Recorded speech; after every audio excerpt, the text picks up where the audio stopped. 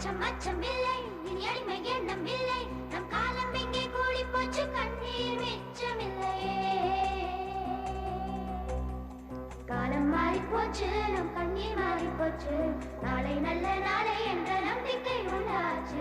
காலம் மாறி போச்சு, நம் கண்ணீர் மாறி போச்சு, நாளை நல்ல நாளை என்ற நம்பிக்கை உண்டாச்சு. அச்சம் அச்சம் இல்லை, இனி அடிமை எண்ணம் இல்லை, நம் காலம் இங்கே கூடி போச்சு, கண்ணீர் மிச்சமில்லையே.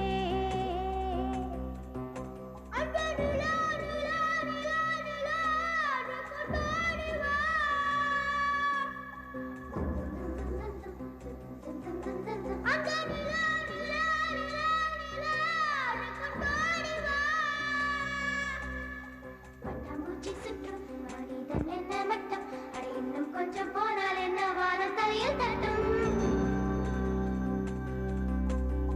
பட்டாம்பூச்சி சுற்றும் மனிதன் என்ன மட்டம், அட இன்னும் கொஞ்சம் போனால் என்ன வானம் தலையில் தட்டும். பாடி இளைய செல்லியே, பாடி இளைய செல்லியே, நம் காலம் சொல்லும் நம்மை வாழச் சொல்லியே. அம்மா அழகு கண்ணம்மா, அம்மா அழகு கண்ணம்மா, இதை நம்ம பூமி என்னும் அழுத்தி சொல்லம்மா.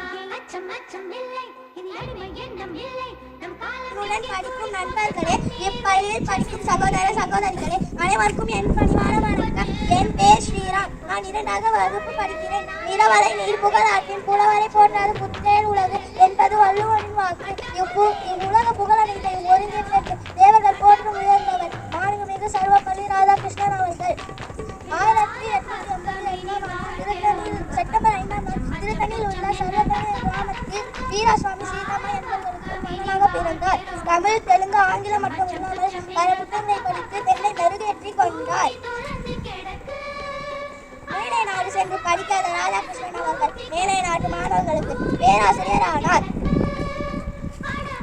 இந்திய குடியரசின் துணைத் தலைவராகவும் ஜனாதிபதியாகவும் இருந்தார். இந்திய அரசு பாரத ரத்னா விருது வழங்கி கௌரவித்தது. 1975ஆம் ஆண்டு ஏப்ரல் 17ஆம் நாள் சென்னையில் காலமானார். ஆசிரியர் பணி அறப்பணி அதுக்கு உன்னை அர்ப்பணி என்பதற்கேற்ப மிகச்சிறந்த ஆசிரியராக வலம் வந்தவர். இவர் பிறந்த செப்டம்பர் 5ஆம் நாளை நாம் ஆசிரியர் தினமாக கொண்டாடுகிறோம். டாக்டர் ராதாகிருஷ்ணன் அவர்களிடம் கற்றுக்கொள்ள வேண்டியது அதிகம். இதனை நம் வாழ்வில் கற்றுக்கொண்டே இருப்போம்.